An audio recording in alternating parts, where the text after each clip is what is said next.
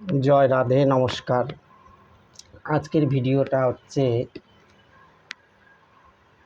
গুরু কৃষ্ণকে সেবা পূজা আগে করবেন না পিতামাতাকে সেবা পূজা আগে করবেন।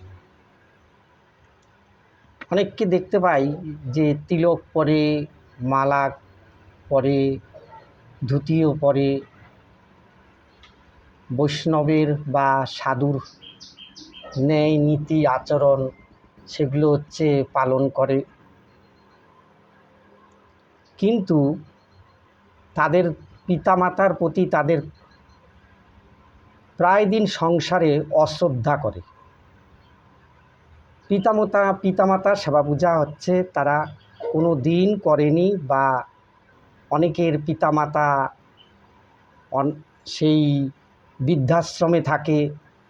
এদিকে কি করে না, দীক্ষাগুরু, শিক্ষাগুরু এদেরকে নিয়ে নাচানাচি করে। তারপরে আছে তো এখনকার দিনের কত কত নতুন নতুন পাঠক পাঠিকা সবাই আছে, তাদেরকে নিয়ে দেখি অনেকেই হচ্ছে নাচানাচি করছে, কিন্তু তারা জীবনে কোনো দিন পড়াশোনা বা কোনো দিন হচ্ছে কোনো ক্লাসের হচ্ছে মুখ দেখেনি।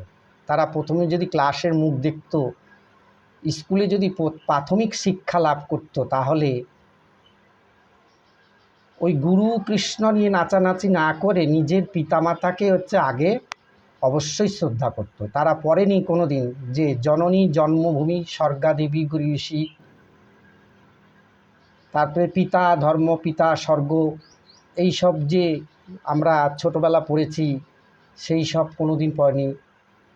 আর তাছাড়া যেই পিতামাতার কোলে করে আমরা আগে আগে ছোটোবেলা সেই দেবদেবীর মন্দিরে যেতাম, তখন আমরা জানতাম না যে যেই দেবদেবীকে দর্শন করতে যাচ্ছি, যেই ভগবানকে দর্শন করতে যাচ্ছি, সেই হচ্ছে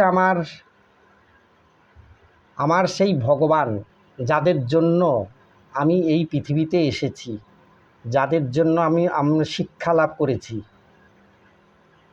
যাদের জন্য এত বড় হয়েছি, তারা এত কষ্ট করে 10 মাস 10 দিন সেই মাতৃগর্ভে রেখে আমাদের জন্ম দিয়েছে। আবার শুধু তাই নয়, সেই যে আমাদের মা জননী জন্মভূমিশ্চ স্বর্গাদপি গরীয়সী, সেই যে মা, সেই মাকে আমরা অবহেলা করি,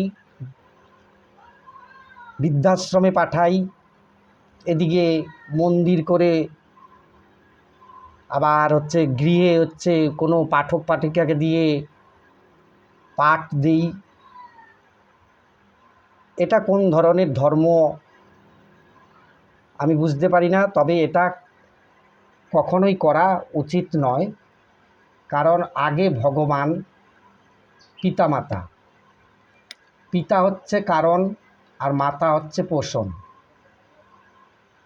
আমরা গীতাতেও পেয়েছি যে ভগবান বলেছে যে আমি বীজ প্রদত্তক পিতা, প্রকৃতির গর্ভে বীজ নিক্ষেপ করি, সেখান থেকে এই জগৎ সংসার আমার এক অংশ সৃষ্টি হয় এবং সেটা আমি ধারণ করে থাকি। তাহলে পিতা স্বর্গ, পিতা ধর্ম, যে আমাদের জগৎ পিতা, সেই জগৎ পিতার আমরা কোনো দিন দর্শন পাইনি। আমরা শিক্ষা লাভ করেছি, ভগবানের কথা জেনেছি শাস্ত্র ধর্মগ্রন্থে বা মাতার কাছে সুশিক্ষা লাভ করে তবেই আমরা জানতে পেরেছি। তারপরে শাস্ত্রে আছে যে 5 জন গুরুদেবের মধ্যে কে কে হচ্ছে বিশেষ, তা সেটা আমরা আগে জানতে হবে যে পিতা গুরু, মাতা গুরু, গুরু জ্যেষ্ঠ ভাই, ইহার চেয়ে গুরু ভজিলে আমি পাই। তার মানে দীক্ষাগুরু শিক্ষাগুরু। আর দীক্ষাগুরু শিক্ষাগুরুই শেখাবে যে হচ্ছে ভগবান শ্রীকৃষ্ণ কি, কোথায় আছে, তাকে কিভাবে আরাধনা করলে, কিভাবে সাধন ভজন করলে তবেই আমরা সেই ভগবান শ্রীকৃষ্ণকে পাব।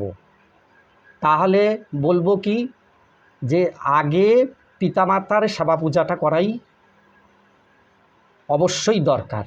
পিতামাতাকে শ্রদ্ধা করা দরকার, পিতামাতাকে ভালোবাসা দরকার, পিতামাতাকে সেবা পূজা করার দরকার। তবেই ভগবান খুশি হবে বা গুরুদেবরা খুশি হবে। নইলে ওই দীক্ষাগুরু শিক্ষাগুরুকে নিয়ে নাচানাচি করলে বা কৃষ্ণ পূজা করলে, নিরামিষ খেলেই আর তিলকমালা পরলে কোনো দিন ভগবান তাকে কোনো দিনই কৃপা করবেও না, আর ভগবান এটা মানবেও না। নিজে আচরিয়া ধর্ম জীবেরই শিক্ষা। ভগবান নিজেকে নিজের আচরণের মাধ্যমে দেখিয়ে দিয়ে গেছে যে তার পিতা নন্দ মহারাজ এবং মা যশোদাকে যেভাবে ভালোবাসতে হয়, সেইভাবে শ্রদ্ধা করতে হয়, পূজা করতে হয়, সেটা দেখিয়ে দিয়ে গেছে। আর সেটাই আমাদের অবশ্যই সেইভাবেই আচরণ করা দরকার। তাই আগে পিতামাতার সেবা পূজা এবং পিতামাতাকে ভালোবাসা এবং পিতামাতারকে শ্রদ্ধা করা এবং পিতামাতার কথা মেনে চলা। তাই পিতামাতাই আসল আগের গুরু। যখন পিতামাতা পারে না, একই সংসারে থাকতে গেলে অনেক খুঁটিনাটি নিয়ে ঝগড়া বিতণ্ডা অনেক কিছু হয়। সেজন্য কী করে না, ধর্ম প্রদর্শক সেই গুরুদেব দীক্ষাগুরুকে গ্রহণ করায় এবং দীক্ষাগুরু তিনিই ধর্মীয় পথের প্রদর্শক এবং ধর্মীয় শিক্ষক। তিনি কী করে, একটা ছেলে বা একটা মেয়েকে তাকে ধর্মপথে এগিয়ে নিয়ে যায় এবং ভগবানের সান্নিধ্য লাভ করে। তাই পিতামাতার সেবা পূজা এবং তাকে শ্রদ্ধা করা আগে অবশ্যই দরকার। যে পিতামাতাকে শ্রদ্ধা করে না, সেবা পূজা করে না, সে জীবনে কোনো দিনও যতই নিরামিষ খাক আর যতই ব্রত পালন করুক আর যতই সে সাধুসঙ্গ করুক, কোনো দিনই তার ভগবানের কৃপা লাভ হবে না, হবে না, হবে না। তাই অবশ্যই আগে পিতামাতাকে সেবা পূজা করবেন এবং শ্রদ্ধা করবেন এবং পুজো করবেন। জয় রাধে, নমস্কার।